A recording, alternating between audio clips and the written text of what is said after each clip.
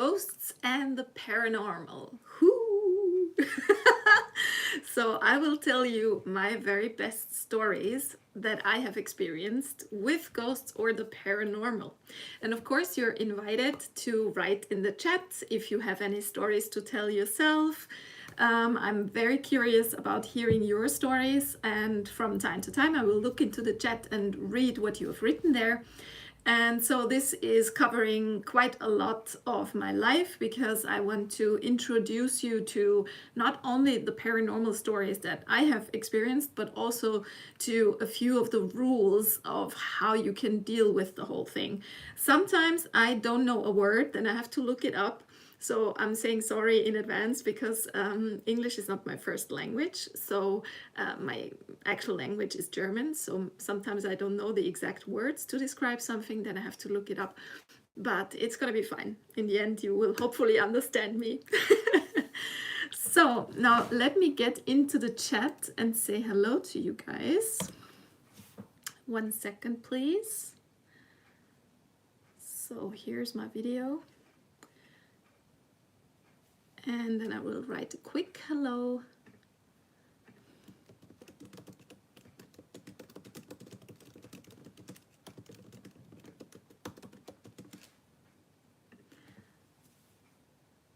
And we will pin that comment to the top so that everybody who comes here knows what this live stream is about. And then I'm going to open the same live stream on my other computer. 1 second.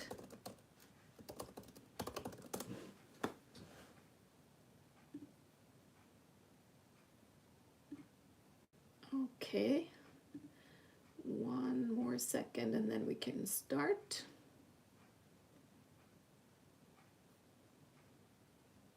Okay, here we go. Now I can see myself. Perfect.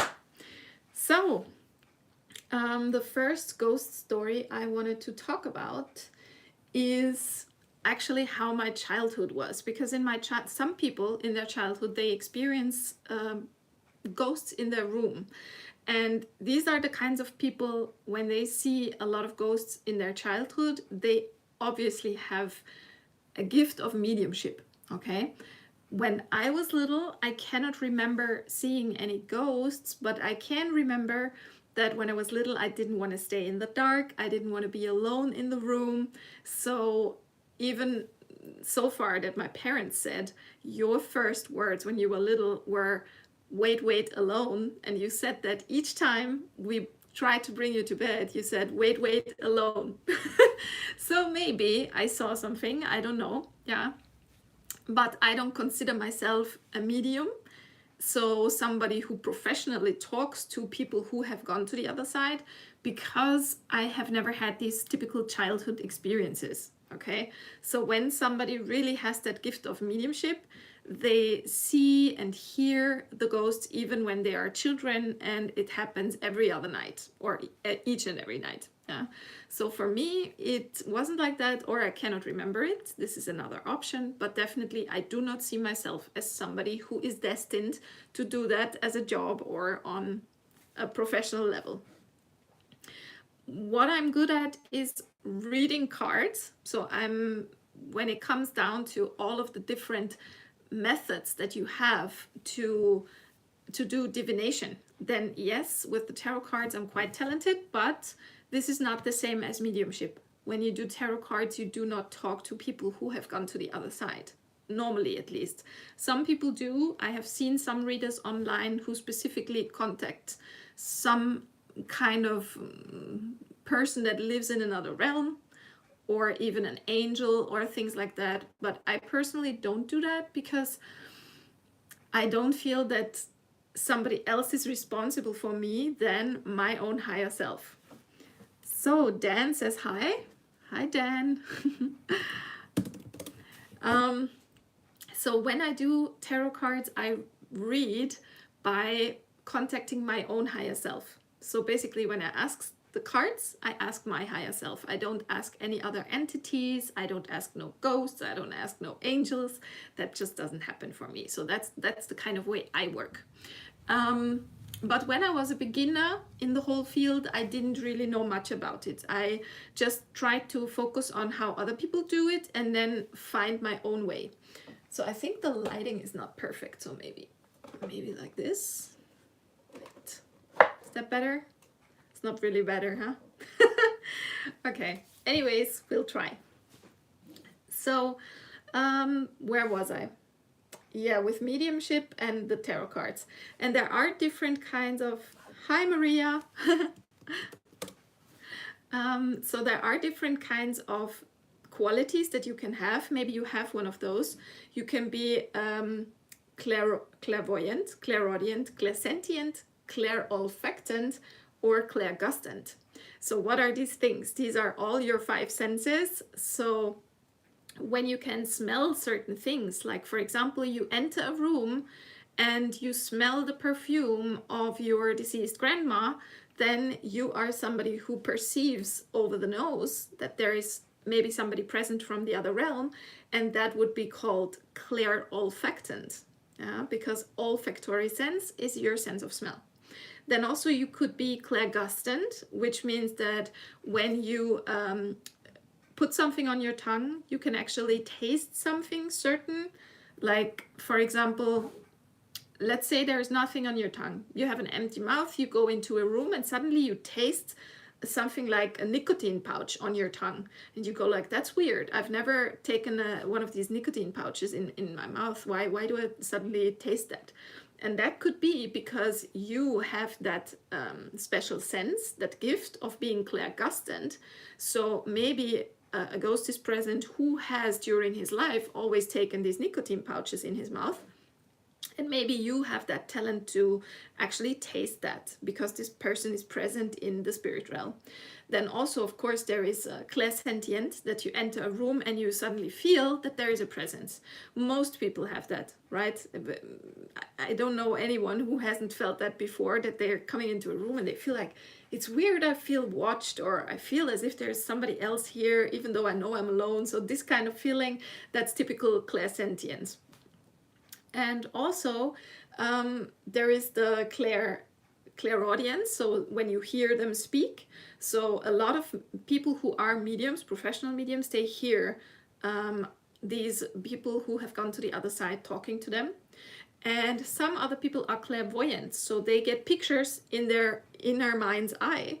And if you don't know what your inner mind's eye is, if I tell you, do not think of an elephant, then probably the picture in your mind's eye is going to be an elephant. So that is the picture you see in your mind, and that is how they get pictures from people who are on the other side. And that's the typical clairvoyant. They get pictures from the lives of people who have deceased. So that is the 5 kinds of ways that you can perceive if maybe somebody is around, and most people have a mixture of all of these. Yeah, so clairvoyant, clairaudient, clairsentient, clairolfactant, and clairgustant can all happen during different periods of your life. Okay, so some people have all of them, some people are just specialized in one, but yeah, you have to find that out for yourself. And also, what I wanted to say is there are different types of people who work with that field, with the paranormal field professionally. So one would be the medium, which we have just covered, the medium who is actually responsible for translating what people who have deceased try to say. Then there is a paranormal investigator. These are the kinds of people that go into houses which are haunted, but most of them, I have to say, they are not very friendly and not very respectful to the ghosts which are in the house. So I don't find this very good. I think you should always enter somewhere with respect.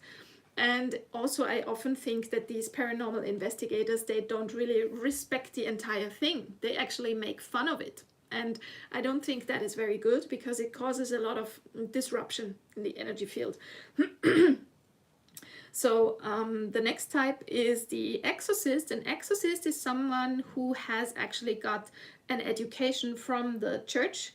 And these people are often specialized in getting a possessed person to be free again. So for example, a demon can possess a person, also a spirit. Some spirits can possess people, and when the demon or the ghost is inside that person, an exorcist would be responsible for removing them from that person.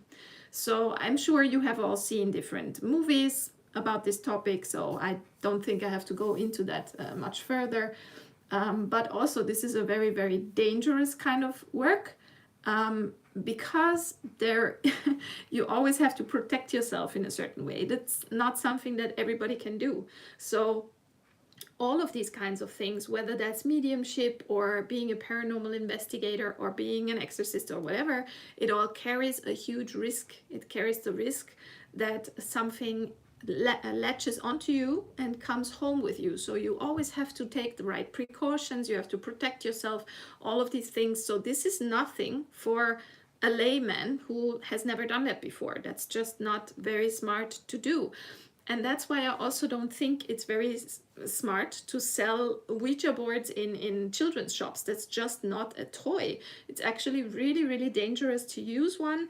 I would not recommend anyone to ever do that. A Ouija board is highly toxic because you basically open a portal where everything that is a negative entity can come through and just haunt you or haunt your house or haunt your loved ones, and they're hard to get rid of. So this is something that you really, really should not do. I'm asking you for your own sake. So this is not a toy, because many people, they are like 13 or 14 years old and they go, oh, let's try to contact the dead with a Ouija board. It's not very smart. It's not very smart, and you should tell your kids that this is super dangerous, especially for kids, because they are the extremely evil ghosts or the evil entities, which are not many, but there are, they love to go towards a kind of victim that is easy to catch. And children are easy to catch because they are quite naive. They don't know many things yet. And this is exactly why you should never do something like this. So whether you're a child or a teenager or a grown-up, please do not touch a Ouija board. It's an absolute no-go. Also, there is a danger in things that you get from the thrift store, because you never know whose energy was on that thing, whose hands were on that thing, which kinds of spirits have latched themselves onto that things. And these things, that can be anything. That doesn't have to be a teddy bear or a creepy doll. It can be anything. It can be a picture, it can be anything, but things that actually have a face, like a picture with a person on it or a doll, of course they have more of an attraction for a ghost or another entity to go towards that item, because humans are attracted to faces.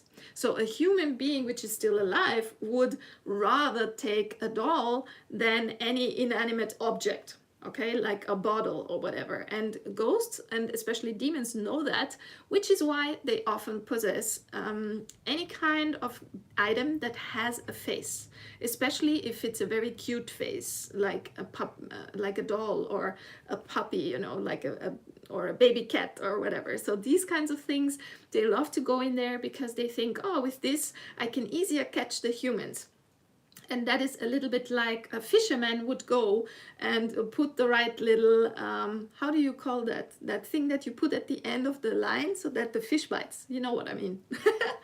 So it's basically like a hook to hook the person, yeah, to get the person or lure the person in. So this is also something I want to warn you about. So I personally keep my hands off of things from the thrift store. Also, there, of course, is the priest, the typical priest. A priest can do a house blessing, for example. They can come to your house, they can bless it with holy water, stuff like that. But a priest, a regular priest, is not an exorcist. An exorcist needs a very special kind of education, and that education is quite long. And only a few people have that, because it's super heavy work. It takes a toll on you. So I think people who work as exorcists, I don't think that it's smart for them to have family or to have children, because basically that's what your enemy would target first, and they would try to threaten your kids and your family. So that's why it's good that priests are doing the work, and it's often priests which are from the Catholic realm, so from the celibacy side. If you have priests who come from the evangelic side, they are allowed to get married, but then I find it not very smart to do something as a priest who is not married, who is in celibacy. These are just better to be exorcists, because then the enemy has nothing to threaten. So this is my opinion, my personal opinion on it, but they can do whatever they want. If they feel called to do this, then fine. So, and then of course there is the psychic. A psychic is somebody who has special abilities, the ones I have told you about before. But of course there are people who are charlatans. Yeah. So if somebody is very good at doing readings by interpreting the facial expressions, the mimics of the people, then they are often not really psychic. They are actually just very good micro expression readers. So for example, people who have an education from CIA or NSA or whatever, or FBI, these people, some of these people get trained to actually find from the facial expressions, and these are really micro expressions, so expressions that you wouldn't see with the naked eye, that you wouldn't look at or specifically search for if you don't have that education. So these people, of course, they can read people, they can read micro expressions, but that's not really being psychic. Okay, that's something else. Yeah. Also, I have to put some group of people aside, which is the autistics and the ADHD people. So I have autism and ADHD. So oftentimes people find me very creepy because they say, Tanya, why do you always know things that you shouldn't be knowing? Why are you able to tell things before they happen? Why are you able to tell the future? Stuff like that. So they find me creepy. But actually, that is just a very good pattern recognition. That means I can count 1 and 1 together, and then I can see, it's going to be 2 later. And that's something that autistics and people with ADHD can do very, very well. We're super good at that. So for us, this is natural, yeah, that we combine facts, and we can make, out of this combination of facts, we can actually tell the most likely outcome. But it is not really being psychic. Yeah, it's just good pattern recognition, that's all. So I wouldn't call myself a psychic. I would just call myself super talented for doing pattern recognition and also for interpreting tarot cards, because I'm quite eloquent in my own language and in my second language, English. And this is also needed to express what the cards want to say. So I'm good at reading symbols. I'm good at understanding what the symbols mean, but... and here's the but, only for other people. I cannot do that for myself. So I wouldn't read the cards for myself. I would do it always for other people. So that's the first part. And now we can go into the stories, I think. So one of the first stories I experienced is I have been living in the 20th district of Vienna in the past, a few years ago. And in this apartment, this was a very new apartment. The house was new, so I was the first one or second one to move in it. I don't exactly remember, but it was a new house, very new. So basically, there wasn't a big risk of somebody being present who is from the other realm, because that's normally happening in houses which are very old, right? Except for when it's the grounds. The grounds, okay, so certain grounds where something has happened, like for example in America there is lots of old battles that have been going on with the Native Americans and stuff like that, and where such things happen, it's basically the ground. So it doesn't matter what kind of building is built upon this ground and later torn down again, and maybe another building comes, it doesn't matter, it's the ground itself that basically lures in those souls. But in this case, I don't think that there is any reason to be skeptic, because there was nothing going on. The house was new. So I moved in. I was very happy. It was a very nice apartment. You could see the sun rise on one side, and if you looked over to the other window, you could see the sun go down again. So it was really nice, and it was on the 6th floor, which is important for me that it's higher up, because when you're in a big city, you need to be higher up in order to have a little bit of light and sun. So it was a nice apartment. But during that time, I had the experience that there was a black orb in my apartment suddenly. And I have no idea how it came to be. Black orbs can be either very negative energy that gets together densely, yeah, a little bit like a snowball, but with negative energy. And this negative energy then manifests in the form of a black orb. So the black orb could be coming, for example, from many conflicts happening in the house. If there is a house with a family that always each day has a fight, or somebody is always violent, it doesn't matter if that's violence verbally or violence physically, then this negative density energy in the house can manifest as a black orb. And these black orbs, they also behave very erratically. So they really zap by really quickly, and they can also go left and right really quickly. These extremely negative energies, they have this kind of erratic behavior. So I don't know how it came to be, because I lived alone in this apartment. But maybe somebody around me, the neighbors of the apartment, or other people who live in the same city as me but don't like me, they could have gathered so much negative energy that they have, like, for example, several people who get together and talk bad about you. Let's say that's happening, okay? They talk bad about you, they wish you anything bad. Then this can manifest as a negative, or black orb as negative energy in your apartment. So this thing, I saw it coming, and it came right across me like this. And then it went into another room and threw something down that was standing there. So this whole thing came really fast. I saw it in the upper corner of the room, and then zip, it went by. And then it went to the other room and threw something down. So that was the black orb in my apartment. I really have no idea why it was there, but definitely it was charged somehow. Yeah, with energy, because otherwise it wouldn't have thrown down something that stands perfectly leaned against the wall. So immediately, of course, I said, get out. This is my apartment. You're not welcome here. So I always make it clear that whoever is here or whatever is here, that they don't stay, that they go out again. And that's the first experience I wanted to tell you. And let's see what else is there. Then I moved to another apartment in Vienna, 21st district. And in this apartment, I was definitely the first one to move in. It was a brand new building. So also there was actually no reason to think that there would be anyone from the other realm. But there were strange occurrences. And I thought, well, that could have been that already when I lived in the 20th district, that already some kind of ghost or entity had latched onto me and then moved with me to the other apartment. That's perfectly plausible, because when I went... somebody asked, do you speak German? I do, but not on this channel, on the other channel. Hi. So... the reason why something might have latched onto me is because I saw flickering lights everywhere.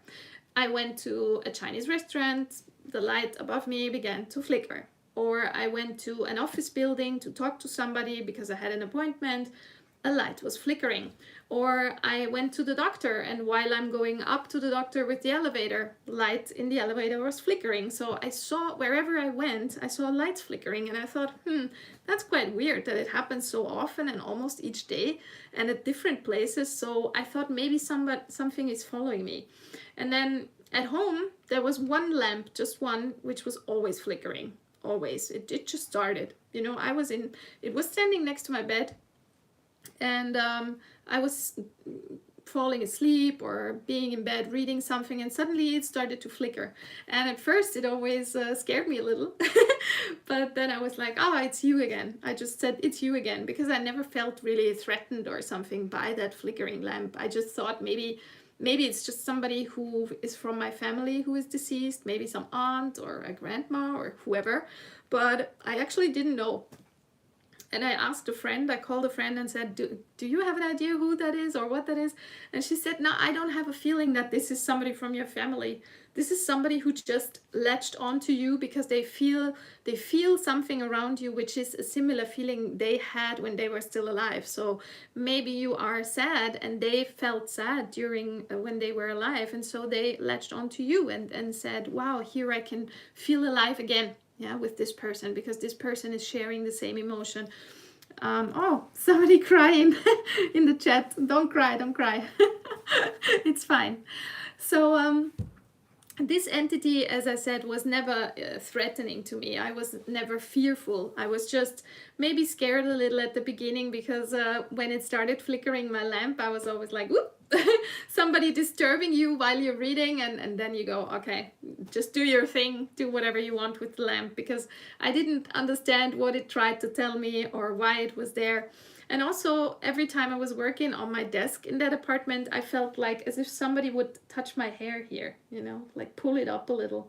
So, but these are very slight movements of the hair, where you can't really explain why they happen, because there is no air going through the room, there is no window open, and then suddenly you feel that somebody does something like this or so, you know, going through your hair. So this is also a typical kind of thing that they like to do. What else can I say about this one? Yeah, and then the way I said goodbye to that ghost was like this. I asked my friend, because she's quite the psychic person, I asked her, can you remove that ghost maybe? Because it's a little bit annoying. And she said, yeah, actually we can do that. We can do that. Even though she's far away, we can do that over the phone. She said, we make a little ritual and then it's gonna go. And so we basically said official goodbye to it. We said, it's okay that you were here, you were a guest in the house, but now your time has come to go to another house, and we say goodbye to you. So that was basically the ritual. And then, that was really funny,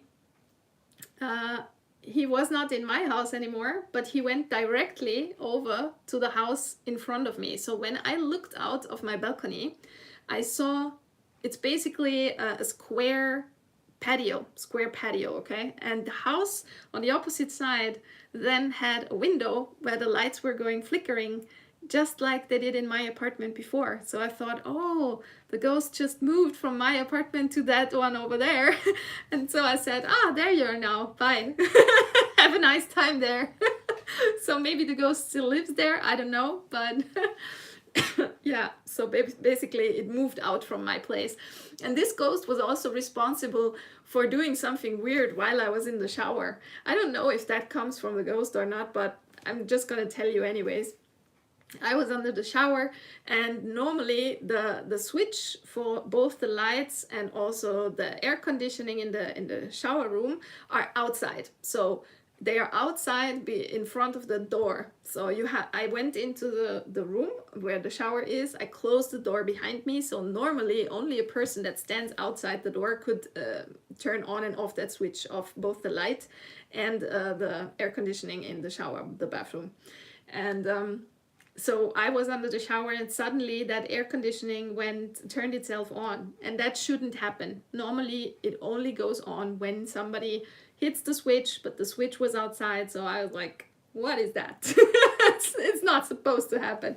So I don't know if it comes from a ghost, because I don't really think that the people who built the house have spent so much money that they put in an automatic switch where that thing goes on. It never happened before and never happened after. So I always think it was maybe the ghost. So when this ghost was out, I'm basically done with that story. And now we go to the next one. I have been to several hotels, and hotels are always a place where they like to attract spirits and ghosts, because there's a lot happening there and a lot of emotions, and this is why some ghosts like to stay there. So I was in a hotel that is here in Vienna that's called Merkur Biedermeier, and in that hotel I tried to sleep, but my laptop was closed and it was next to me on the counter, and even though it was closed, it just started playing music by itself, which is not normal for an Apple laptop. They don't do this. When you have your closed laptop and it's off, you know, so you go to sleep, your laptop is actually off, you have it closed, it's on the counter, it shouldn't start playing music. And it did start playing some kind of YouTube video. So I said to the ghost, listen, I try to sleep, I cannot do partying with you now. So yeah, that was the hotel ghost of the Merkur Biedermeier. And then I once was in Mexico, which is, that was a hotel Rio Palace Riviera Maya, and it is actually one of the best hotels. I can really recommend it. It was fantastic there. But of course, it's quite old, and so it has some ghosts. And I was never really sleeping well there, so during the night I felt very awake, even though I should have been sleeping, but I wasn't, especially around 3 a.m. So at 3 a.m. I was somehow always awake. And so I just tried to pass my time, you know, you maybe go have a sip of water, or you maybe take a bite of the chips in the minibar or whatever, or you watch a YouTube video, and then suddenly I hear this. And I think like, who is knocking my door at 3 a.m. in the morning? This doesn't make any sense. And then I go to the door of the hotel room, I open up, and I swear to you, outside was absolutely nothing. Yeah. And that was weird because the hotel room goes out to a garden. Okay, that hotel has a beautiful garden, and normally, even when it's night, when it's 3 a.m., something should normally be heard in the garden. So you either hear that the wind is going through some leaves of any bushes or trees, or you should hear maybe some crickets, or normally you hear at least something. But there was absolute dead silence outside. Absolute dead silence. You couldn't hear a thing. And I found that so weird. That was that kind of silence that is just not normal. Okay. even though it's night. So anyways, I closed the door again and I thought nothing of it. But these are the kind of things where I get a little spooked, because, you know, 3 knocks are never good, because 3 is a number which is associated with certain things which are negative and stuff like that. So it's not good. Yeah, it's basically, oftentimes demons use it, the knocking 3 times, because they want to mock the Holy Trinity with it. So it's not good to hear 3 times knocking. Yeah, especially when it's so distinct, like it was in that hotel that night. So I thought, well, okay, I'm in vacations. I won't let my vacations be ruined by some kind of ghost who cannot sleep, and obviously doesn't let me sleep. So this was okay. Yeah, this is all on a level where I can accept it. They just want to play, somebody says. Yeah, maybe. So I asked, the next day I asked the girls at the bar, did someone die here, or is something happening in that hotel? And they said, well, I mean, it's an old hotel. Of course, people have died here, and there was some little child who has been drowning in the pool in the past. So some people have told them that they heard children's wet little feet going down the hall, like pitch patch pitch patch pitch patch. And this is something I didn't hear. So maybe it was the child ghost, I don't know. Yeah, but definitely it kept me up, kept me awake. I couldn't really sleep. What do they say? I'm very spiritual, so I believe that 3 o'clock is the witching hour. That's when the spirits like to come out and play. Yeah, and that's also probably why it went on my door, you know, because it knocked exactly 3 times. So yeah, it's probably was that. But still, it's all on a level where I can take it, where I can say, okay, this is not throwing me out of my shoes and socks, and I don't have to pack my bags and run, you know. That's still all on a level that I can accept. But now comes the story on a level that was too much for me. Too much for my nerves, too much for anyone, I guess. So I went to the UK. And this is probably the very last time in my entire life that I went to the UK, because of this experience that I'm going to tell you now. What does she say? Something's telling me you are spiritually gifted, but get uncomfortable in the spirits contact you for something. Well, I have a little bit of a gift, that's true. I have something, definitely. But it's still, you know, I want to have my own space and my personal life. And that is also valid for the living. I don't want the living to just enter my room without knocking and stuff like that, you know. It's how do you say that? It's not very polite, right? So, and the same I expect of the ghost. They shall leave me alone. I mean, I'm in bed. What does he want? So, yeah, I do get uncomfortable when somebody is just, you know, coming at me like, hello at 3 a.m. I'm here now, I want to talk. It's like, excuse me, you could at least bring a gift, okay? If the ghost brings me a few dollars, okay, I'm ready to talk, but without any gift, why would I? So yeah, back to the creepy story.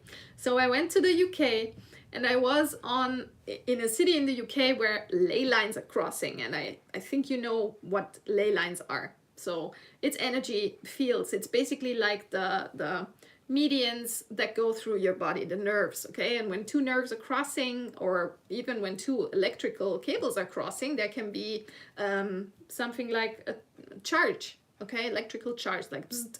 So this town is already charged a lot, spiritually charged. So Glastonbury is also known worldwide for its energies and stuff. So I stay in Glastonbury, and I was supposed to stay for 2 weeks, but I only made it to about 3 or 4 nights there before I fled. I had to flee. I had to run. Because the thing is, I went there, and originally I wanted to attend something like a yoga retreat, but immediately when I came into that group, I felt that this group was negative. This group was not having good intentions. I actually felt more like in a witch's coven than in a normal yoga retreat. I have to tell you that, because they went with me to a kind of cave, and in that cave there was like one of these self-made cages. Do you know what that is? That's like basically built of little twigs, and the witch puts the twigs together with bands, and then it builds like a little bit of a cage. And this was like a huge cage made of bigger twigs, and where a person would fit. And they wanted us to go in there, and I immediately felt like, why does somebody want me to go in a dark cave and sit in that weird little cage?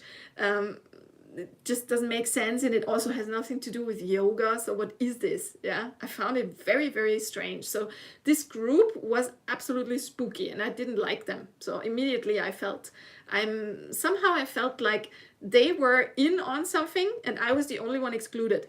So as if they had planned before, we're gonna invite that girl, and then we're gonna do something to her, like maybe put some kind of spell on her or something. So I didn't feel welcome, and I didn't feel safe with these people. And so this group alone was already weird. But my hotel, oh Lord. Oh my Lord. So at night, I went to sleep in a hotel, and I thought nothing of it because it looked very normal on Booking.com when I booked the hotel. So it was basically like... it was called George and Pilgrims Inn, and I didn't know what it is famous for. So the thing is, that hotel is 800 years old. So when something is 800 years old, you can estimate how many people died there or did weird things there. Yeah, especially on a continent like the UK. I mean, the people from the UK, they are pirates, they're sea robbers, they are people who invade other countries, kill all the people there, and then take all the riches and the gold and the silver home. That's what the people are. Sorry, but that's your origin, okay? So that's your ancestors. So in a place like this, on an island like the UK, in an 800-year-old hotel. And then this hotel was super creepy from the inside, okay? So they had these old kind of, it looked inside like a castle, like an old castle. You can look it up on Google, you will see it looks like a castle. And it's very dark inside, and it has on the left and right, there are these armors, the armors of the knights, okay? So basically with the mask, the metal mask and everything, and all of their gear, you know, their weapons and stuff like that. So it's super creepy because you walk through that, and right and left of you, there are all of these metal people. And it's super weird. And even at night, I wouldn't dare to go out, because at night, all of the staff is leaving the hotel. They sleep elsewhere. So at night, there's nobody in there except for the people who have booked a room.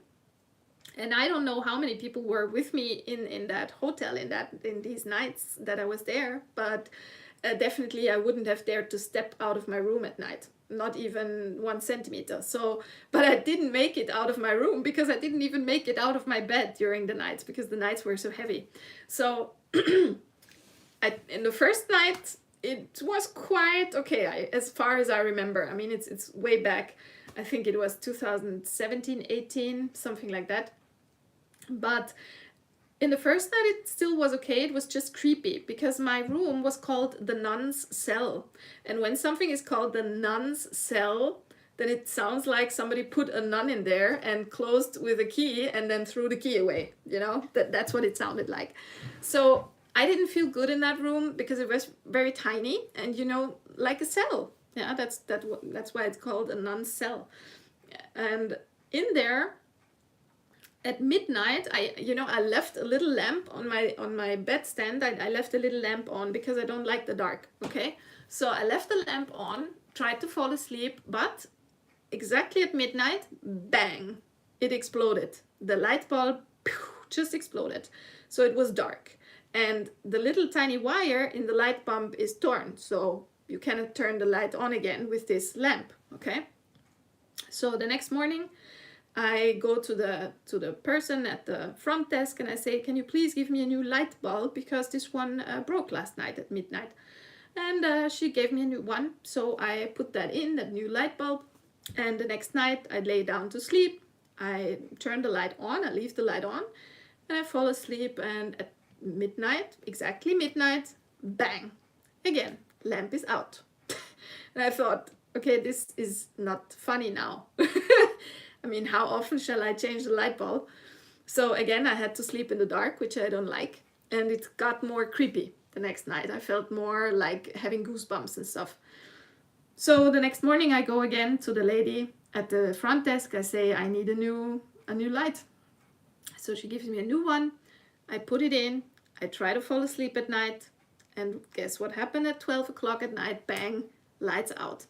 And this time it wasn't funny anymore. Because that time it started with a very loud noise in my room, and I'm gonna play you a little video so that you hear what kind of sound I mean. Wait, let me see.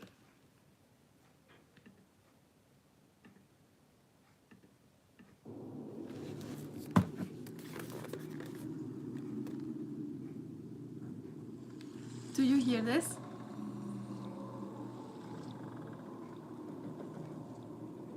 So this is the kind of noise I had. Exactly this. I don't know if you hear that, but it's basically like loud crackling of a ship, as if you were in the belly of a pirate ship, and the pirate ship is at night slowly crackling. And it also felt like the walls were coming closer, so it's gotten more and more dense. And very, very loud. It was extremely loud. You couldn't have slept because it was so loud. And also I felt a little bit as if I was a slave who is brought from Africa to America on one of those ships where you are basically like a sardine. You're in there like a sardine, and you cannot move and you cannot breathe and you cannot talk and you can't say nothing. So you're basically in there. You're hearing this loud sound. You cannot sleep, but you can also not really be awake and aware because you don't even dare to open your eyes or say anything or speak. You basically feel like you're frozen, a frozen sardine in a ship that is super loud. So, and that went on for about 4 hours or 5 hours until the morning came, until the sun came up. And that was it for me. I said, okay, that's it. I'm packing my bags. I'm going. I'm taking the next flight. I'm getting off this island. I don't care what it takes, but I have to flee.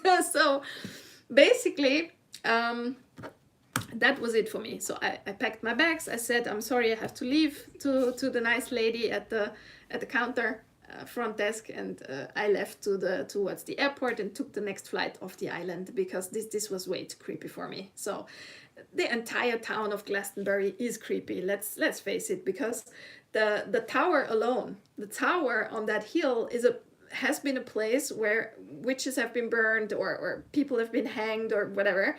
So it already has a very negative energy. Why do people go there and say like, oh, Glastonbury is so nice? I have no idea. I have no idea, honestly. The only good thing about Glastonbury that I've experienced was that there are ruins of a castle in which King Arthur was supposed to have rested once. So basically he was supposed to be buried there once, but nobody knows where he is now or whatever. So it's an ex-burial ground for him, and this was the only place where I felt positive energy. So I went there during the day to these ruins of the cathedral in Glastonbury, and I immediately felt a very positive feeling there. And also I tried something. I tried putting off my shoes and socks, because when you are having your bare feet on the ground and you're grounded, you feel much safer and you can feel much more, also the energy from the earth. So I tried to close my eyes and then just walk around the grass, you know, walk around the area with closed eyes, very slowly, of course. And then at the right moment, when I felt it's the right moment, I opened my eyes, and I was standing exactly in front of that place where it had this little plate where it said, "Here lied King Arthur." So it basically guides you directly towards King Arthur. So all of the energy must be concentrated there. It's like an energy nod, and it was positive. Yeah, so I felt good after leaving there. So this is the only positive experience I have with Glastonbury. But the hotel, oh Jesus, oh Jesus. No, no, no. Next time I have to better inform myself, because the people already tell you when you come there is like basically, "Hi, have you come for the ghosts?" And I'm like, "What ghosts?" You know, I was so naive, I was so uninformed. I came there and didn't know that the house is full of ghosts. Yeah, so some tourists actually come only for the experience with the ghosts. So I was absolutely in the wrong place there. So nothing for people with who are highly sensitive or something. So that was the story with Georgian Pilgrims Inn. Now, what I can recommend is smudging. So I do smudging, like, for example, my own aura. You can do that every day with Palo Santo is my personal favorite, but you can do that with sage or with anything else. So smudging your room, smudging your aura, smudging your house from time to time is super, super great. And also I love salt baths. So to get rid of all this negative energy that you experienced somewhere, you put a lot of salt, these bigger salt from just normal salt, you put it into the bath so that you have a feeling like you're in salt water, you're in the sea. Yeah, and you put that in and you soak yourself in that warm, wonderful salt bath, and that is also super cleansing, not only for the skin, very good, but also for your aura. Super, super. So if you have a bathtub at home, use this, yeah, to cleanse. What else can I say? Yeah, attachments. In order to avoid attachments so that a ghost doesn't latch onto you, it's smart to always say that loud. So for example, let's say you went to a funeral at the cemetery and now you're leaving the cemetery. Then turn around and say to anyone who has thought of following me home, "You cannot do this. It's absolutely forbidden to do this. You will not follow me home. You will stay right here. Goodbye." And then you leave. Then you step out. So that is important, just as a, because your words matter. Okay, the words that you put out in the field, they are heard. Okay, so it's important to tell the people out loud that you are not here to be the piggyback ride for them to go by taxi to town. Yeah, no. So it's important for you to just say that, okay? Also, you can always protect yourself with prayer, no problem. You can pray to Jesus, to whoever you want, to God, to Archangel Michael, whatever is your perfect preference, where you feel best, where you feel protected. That's also never wrong. Yeah, I mean, I'm Christian myself, even though I get a lot of criticism from people who are, you know, these very conservative kind of Christians. They say I would be a witch because I can read tarot cards and I can sometimes, you know, see or hear things that other people cannot perceive. But that is really a very, they are on the wrong track, let's say it like this. That's coming from the Catholic Church, of course. The Catholic Church has tried to eliminate any kind of competition that they could, and they had the only competition they had in the Middle Ages was the women, because the women had all of the knowledge about the plants, which plants heal which sickness, which was a big problem for the Catholic Church, so they didn't want the women to heal others. Also, the women had grounds, so when for example, when the husband died, the woman who lived there inherited the ground, but the church wanted that ground. So they just said, oh, that's a witch, let's kill her, and the ground is ours. So the women were a competition for the church, and in order to get rid of the competition, they just said, oh, that's a witch, that's evil. So, so all of this is false, of course. There is evil in the world, sure, of course, but when you are treating the whole thing with respect, and you are protecting yourself, and you are praying, and you believe in God, then there is no problem for you. Yeah, just keep away from dangerous things. Keep away from a Ouija board and stuff like that. It's just no good. Yeah, it's a portal opener. you open a can of worms with that. So basically, that's what you have to do. You have to protect yourself always. And yeah, I think that's actually all I wanted to say. I can't think of any more interesting stories. Maybe the stories from my cousin. My cousin once lived in a haunted house, and my sister went to visit him in that haunted house. It was in America. And she said during the night she saw that somebody opened the door to her bedroom, and she thought it was the little kid, the son of my cousin, but in reality it was a ghost that came into her room, and it basically sat down on her chest and took her ability to breathe. So that was a very negative experience for her, and I think she has the same gift. My sister probably has the same gift as I have, and also my other sister probably has it, because all three of us at some point in our lives, we all were tarot readers. So both of my sisters have learned to use the tarot at some point in their lives, and also they could read. My oldest sister could read the horoscopes. So she was also an astrologer.